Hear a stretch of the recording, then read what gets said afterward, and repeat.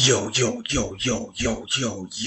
homeboy Kiiro in the building. Welcome to episode 4 of Boku no Hero. Just in this episode, I review Boku no Hero chapters 9 and 10. As usual with my reviews, I'll do a spoiler-free review first.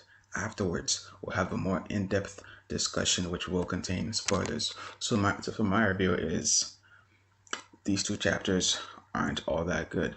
Chapter 9 is decent, but chapter 10 makes chapter 9 kind of shit because chapter 10 is kind of shit and they sort of are interlinked. You have to read the chapters to understand. I can't really spoil it, but that is just how it goes. The two chapters complement each other, and with one chapter being bad, the other chapter ends up being bad in retrospect. So the first time you read chapter 9 is going to seem decent, but when you read chapter 10 and you look back at chapter 9, it's going to become shit. So that's pretty much my review of the two chapters. Very underwhelming, a big disappointment. And let's move on to the discussion section, which will contain spoilers, but at least now I'll be able to go into more detail as to why I have these opinions.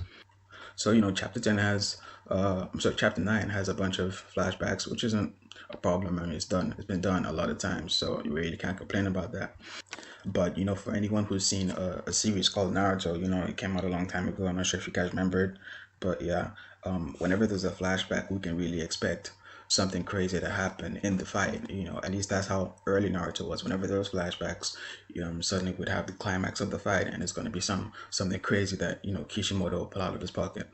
So in chapter 9, we began with flashbacks, and then Deku started putting in work. He pulled out his inner Batman, even though he was at a disadvantage. He didn't let that defeat him. He pulled out his inner Batman. He was using tactics. He was outsmarting Bakugou. He came out on top for the most part.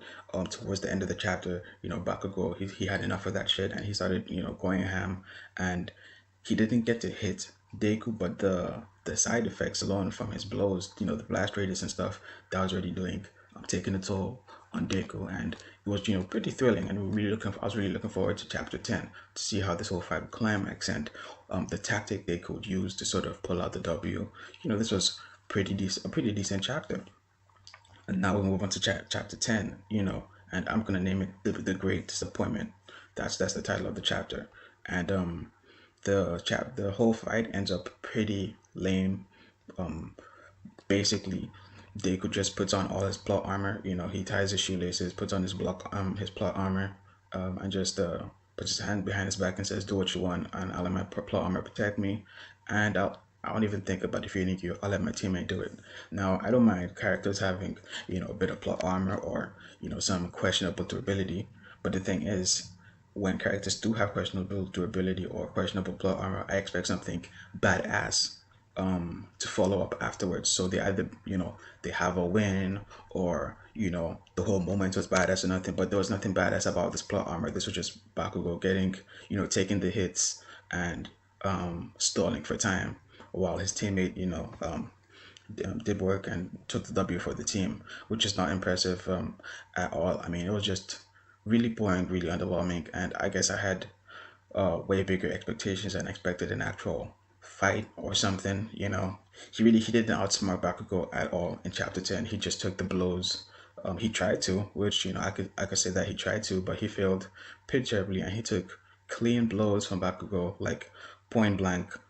Didn't it almost didn't affect him. Just gave him a black eye from like two explosions, and it tore his clothes a bit and gave him a few scratches. It was just, I didn't even like the chapter. And the thing is, this chapter makes the entire fight so bad that all the previous work that was put in chapters 9 and chapters 8, they really become nothing because of the way the fight ends. And let's not sit back and pretend like chapters 8 and 9 were like the best chapters in fiction. They were just okay chapters, and the fight was okay, and I was expecting things to sort of snowball into something crazy, but instead of snowballing, everything crashes, and you sort of realize what a huge mess the whole thing was. So a big disappointment, really big disappointment. But you know what, it is what it is. It wasn't too bad excluding chapter 10. So I don't know, I look forward to future fights. Hopefully this doesn't become a sort of theme, an ongoing theme where you know, not most likely it won't, because I guess Deku would master his powers and shit like that. But for now, this was a terrible fight and a terrible waste of everybody's time.